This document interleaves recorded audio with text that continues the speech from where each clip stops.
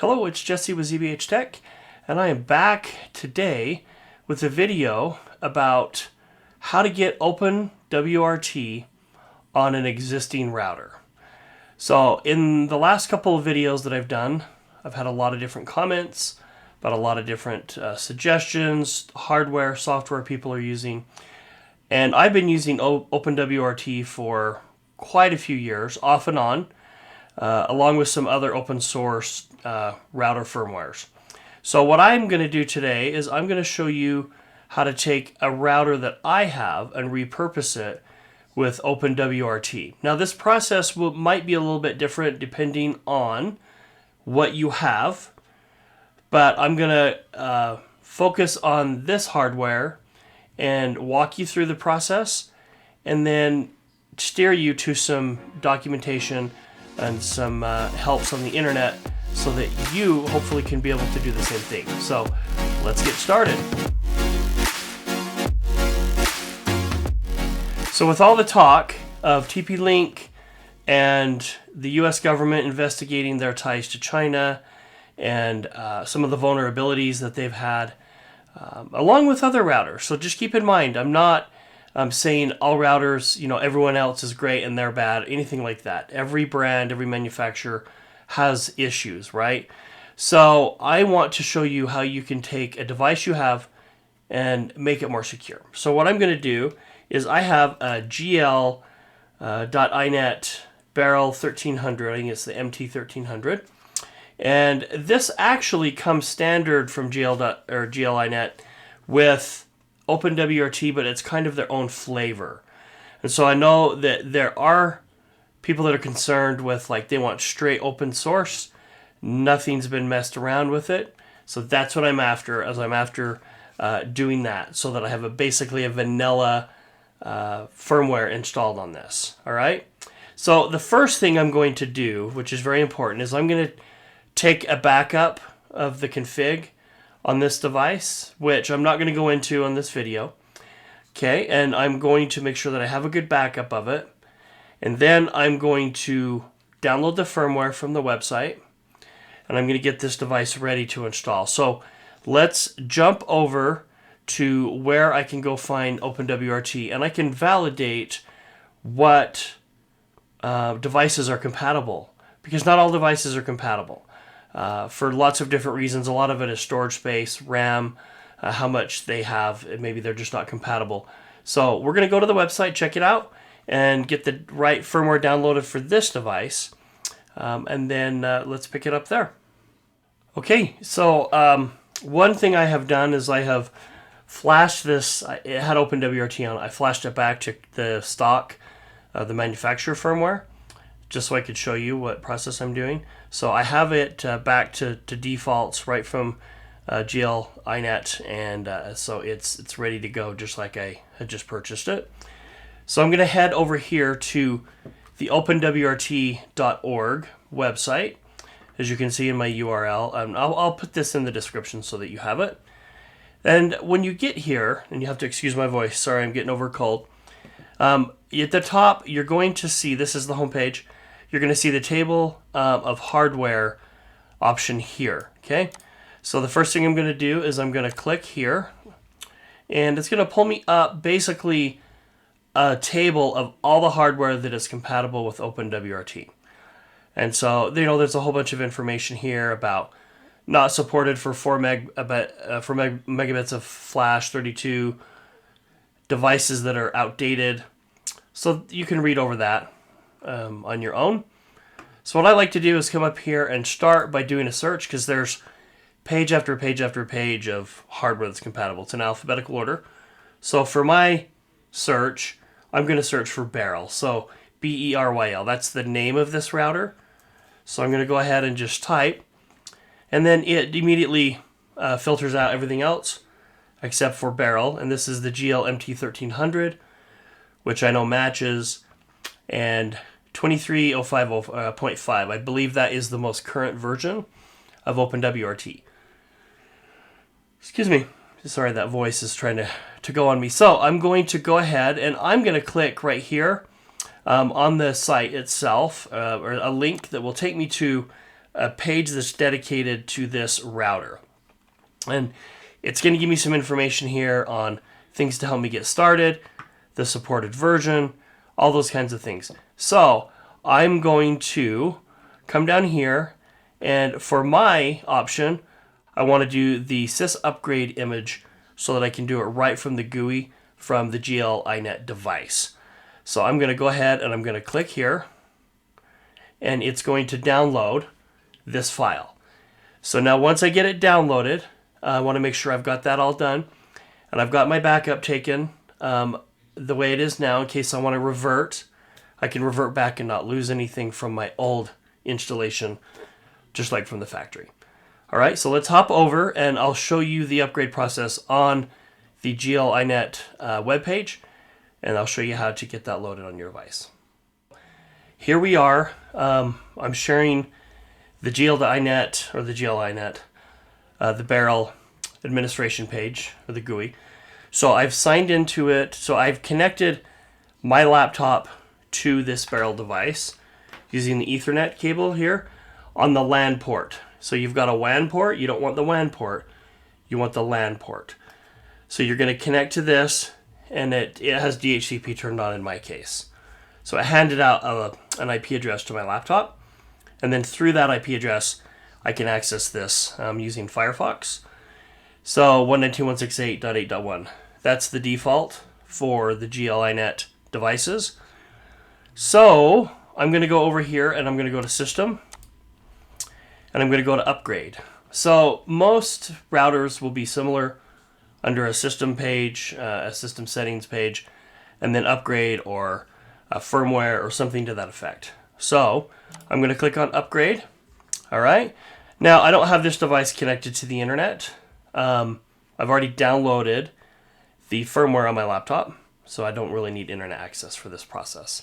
I just have to be connected from my laptop to my router. So that's what I've done. And again, I've gone to the default web page. It shows me the version, release, all the what's currently on there. So I'm going to go to local upgrade, okay? And I am going to browse to get this installed. So let me go ahead and browse to that.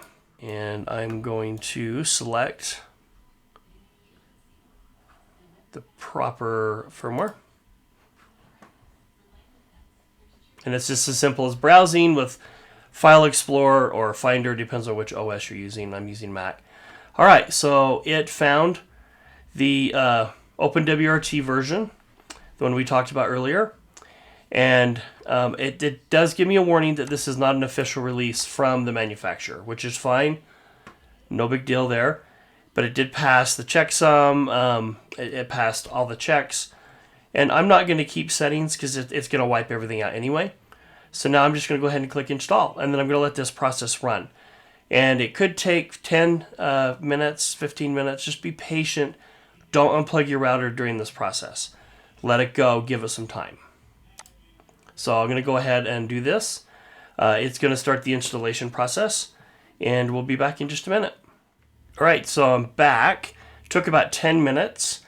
A couple things to be aware of is make sure that you've disconnected this router from your network. You don't want like all your network traffic going through this router when you're trying to upgrade it.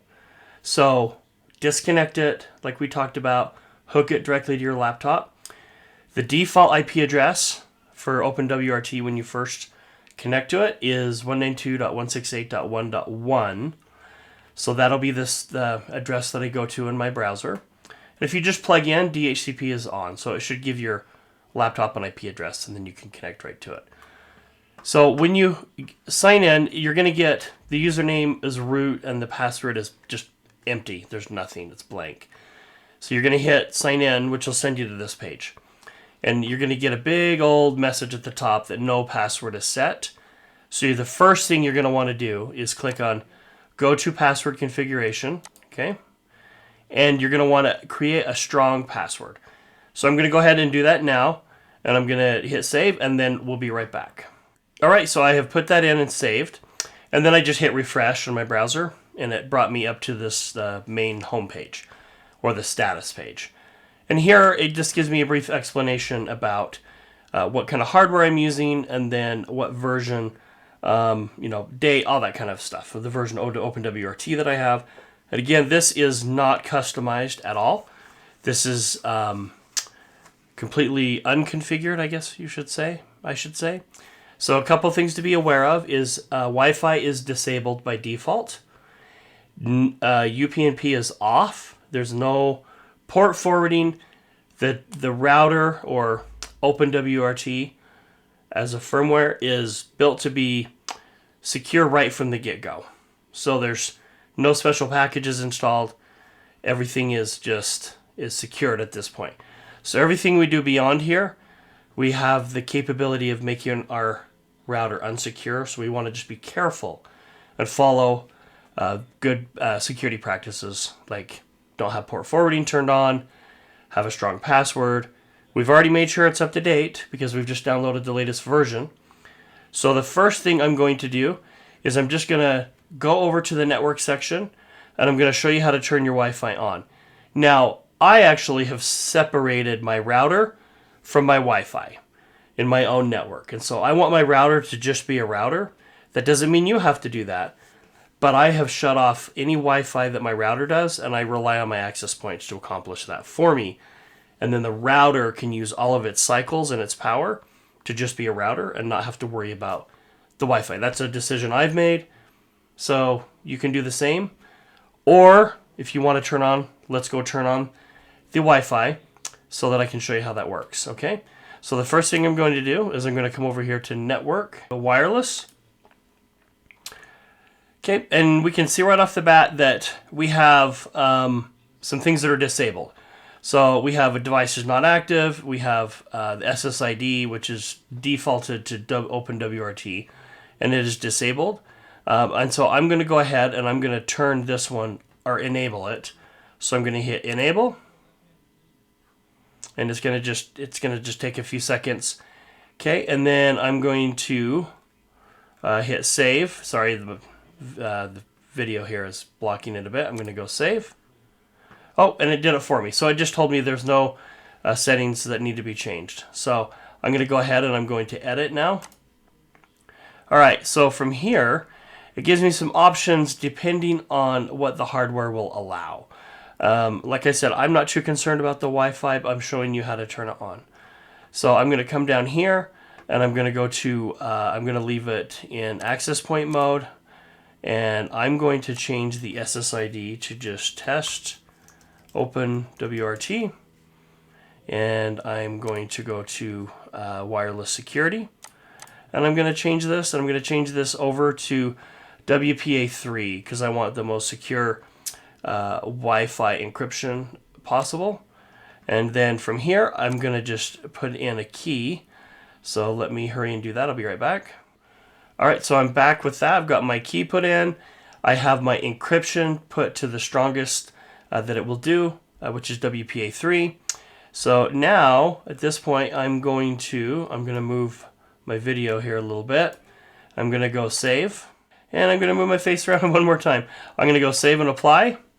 And here it's going to apply the configuration. And then now from my Wi-Fi networks, I should be able to see that new test OpenWRT as an option. And I should be able to connect to it with my SSID. So at this point, I can completely, I'm ready to go. Like I'm ready to plug it in, I'm ready to connect to it.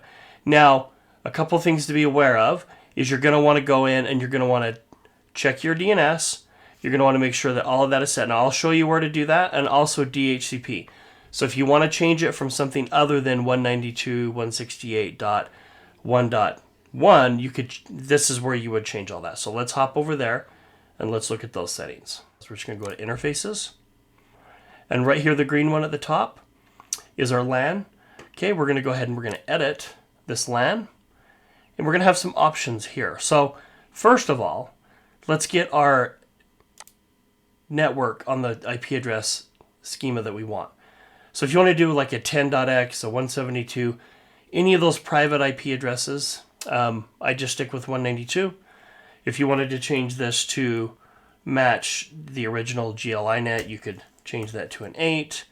or you can just leave that as a 1. It's kind of up to you. So if you have a whole bunch of IP addresses already statically set on your network, and they're conforming to like 192.168.1, you might want to leave that. If it's a .0, well, go ahead and you can change that and then save it. And then you'd have to re-sign in to your router because the IP address is going to have changed, because that's our gateway, basically, we're changing. So let's go ahead and just leave it at .1. Okay, and so we would save if we had anything to save, re-sign in if that applies. Go to DHCP server. Now from here, this is where we can say we want to start with 192.168.1.100 and we want to go to .150. Actually, that's the number of leases. So that would actually go all the way up to 250 because we're allowing to start at 100 and then an additional 250 or 150, so 250. So we could start our leases clear down at like 20. Just be aware that it's going to start handing out addresses. If you have things statically set in that lower part of the subnet, you're going to want to make sure that you make your DHCP leases high enough that you don't get conflict on your network. So let's just leave that at 100. It's going to give out a maximum of 150 addresses, and our lease time, the default is 12 hours. If you want to change that, you can go all the way down to 2 minutes, and I think you can go, I don't even know how high you can go. I wouldn't go anything past 24 hours. 12 hours is fine. That means every 12 hours, your clients are going to reach out and they're going to grab a new address, and the DHCP function on the router is going to give them a new address, or most likely just keep them the same address. But every 12 hours, that lease time will expire and they'll come looking for a new address. So we're just going to leave that at 12. Okay. So we would just hit save, and now we're ready to go. So I do see that I have one pending change, and if I click on it, it will give me the configuration file that's going to be changed and what exactly is going to be changed. Okay, so I'm just going to hit revert because I really don't want to make any changes. If you wanted to make changes, you'd hit save and apply, or you could just close. So you can pile changes up and then do them all at once. I would recommend you change as you go. So let's go ahead. I'm going to revert for this so that changes, there's no changes made. Now at this point, what I would do is I'd get a good baseline of your initial configuration, right? So you've given it a strong password, you've turned Wi-Fi on, assigned it your SSID that you want for your wireless network, given it the key, made it WPA3, you've gone and you've changed your network IP address if you want to change it, you've set your DHCP server settings. Now, I think it's a good time to save the configuration. In case you do something beyond this, you can revert back to a good point, right? A good starting point without having to start all the way over. So let me show you how to do that real quick. We're going to come over here to System. We're going to go to Backup / firmware. And we're going to do a backup, which they're calling an archive. And so all it's going to do is when I click this, it's going to allow me to save the config file to my laptop, and then I can revert back to that. So that's all I'm going to do. So I'm going to go ahead and do that now. I'll be right back. It's basically downloading to my system. So once this finishes, it will close, and then I can go find this backup file, and I can restore it. And so the way that I would restore it, and there it goes, is it would be the same process. I'd come back here under System, under Backup / flash firmware, and I could do a restore. So I could upload this archive that I have already saved and then kind of have a good starting point in case I make changes. So one last thing to do is to know where your DNS is pointing. So you have two options, right? So you can change the WAN, which is the untrusted side. That's your internet provider coming in. You can change those settings for DNS, and you could also change your LAN DNS settings. So by default, it's just going to point all of your clients on your network to the gateway for DNS, and it's going to let the router hand those DNS settings off to your internet service provider. But let's say you want to change that because you have custom maybe Cloudflare, Quad9, Google, whatever you want to change your DNS to, you can totally change that. So what I normally do is I let all my clients point to my router, and then I let the router hand off upstream DNS servers, and that way I can control it a little bit more. And then if I want to resolve internal network traffic, it seems to handle that better than trying to put public DNS on your clients through DHCP. So, but I'll show you how to do it, regardless. Let's start with the WAN. So we've got the WAN right here. Let's go ahead and hit edit. All right, and we're going to come here under advanced settings. We're going to uncheck this use DNS servers advertised by peer. So if your ISP, well, actually, let me back up. Let's say you have a static IP address and you want to set that static IP address because your internet service provider gives you a static IP. You're going to come under general settings and you're going to change this from DHCP, meaning your router is going to go out on the internet from your ISP, and pull down the information it needs. That's DHCP. If you hit static, now it's going to give you the options to fill in your IP address, netmask, gateway, broadcast. All these things are going to light up for you that you can change. So my ISP, and most of them for home, uses DHCP. So I would just leave that on DHCP client. Okay. So let's say we want to use DHCP from our ISP, but we want to change our DNS servers. So we're going to come under advanced settings. And we're going to come here to this box that says use DNS servers advertised by peer. We're going to uncheck that, and now this allows us to do a primary and a secondary and a third or tertiary DNS server if we want to. So we can fill these in. So I could go 1.1.1.1, and then I could hit a plus, and then I could go, 1122, whatever the secondary is for Cloudflare, or whatever the DNS is I want to use. And then that way, your DNS requests from your router will go to that DNS server and not the actual DNS servers for your ISP. So you could do that here. Okay, and then let's say you want to change DNS settings for your local area network. So we're going to come back up here to LAN under our interfaces right here at the top. We're going to edit. Okay, and right here we have the option. So I'm going to leave the static IP address alone because I don't want that to change for my router. Okay, and I'm going to go to advanced settings, and I can use custom DNS servers. Now if you don't fill this in, it's just going to use 1.1 as the DNS server because that's what my gateway is. So all the client DNS requests will go to the router, and then the router will go upstream and resolve those to whichever DNS servers you have put in, or whatever your DHCP servers are set to based off of what your ISP gives you. But if you wanted to change those here, you could. Now I generally don't change them here because I want my clients to use local DNS because it's really just a forwarder. So that's what I do, but everyone's network situation could be a little bit different. If you're running your own, like if you had a Pi-hole, you're running Pi-hole on a Raspberry Pi, you would want to come in here and you would want to put the IP address here of the Pi-hole device on your network because you're letting it do ad blocking and other things. So that would be a use case that you could do. So I'm going to just come under here and I'm just going to hit dismiss. So again, let's just recap. Go get your firmware, update your router first the way it is now, apply the update, and then log into the new firmware after you've connected it to your laptop, and you're going to do a base setup. Change the password, you're going to set up your DHCP, you're going to set up your Wi-Fi, get your SSID, your WPA3 key, get your WAN set up with your DNS, get all those things set up, and then go create a backup of your configuration, and then that way, if you do something with these software packages, you can revert it, right? Then you don't have to start all the way over. So in a nutshell, this is OpenWRT. It's there's a lot of helpful information. I'll post a few URLs to help you through this process. Now, I can only simulate my particular router, but the setup, once you get to this point of having OpenWRT on your router, it's pretty much going to be the same for the most part.